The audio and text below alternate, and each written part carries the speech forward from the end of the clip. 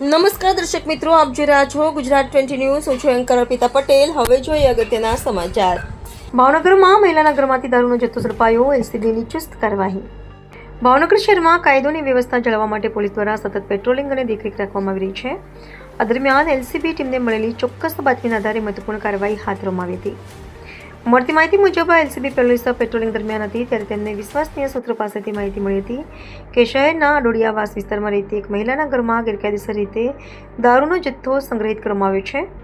બાતમીને ગંભીરતાથી લઈને પોલીસ ટીમે તાત્કાલિક સ્થળ પર પહોંચી દરોડો પાડ્યો હતો. તપાસ દરમિયાન પોલીસે રેખાબેન નરેશભાઈ મંગળસિંહ રાઠોડના રહેણાંક મકાનમાંથી વિદેશી દારૂની કુલ 86 બોટલો જપ્ત કરી હતી. જપ્ત કરાયેલ દારૂની કુલ કિંમત અંદાજે ₹22,704 હોવાનું પોલીસે નોંધ્યું છે.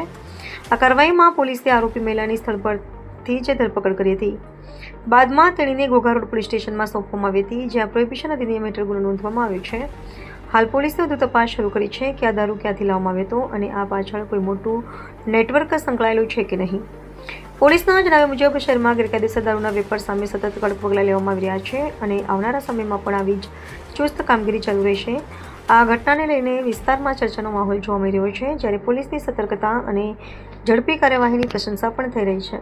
દર્શક મિત્રો, ગુજરાત 20 ન્યૂઝને લાઇક, શેર, સબસ્ક્રાઇબ કરો, બેલ આઇકન પ્રેસ કરો, જેથી આપને નોટિફિકેશન્સ મળતી રહે.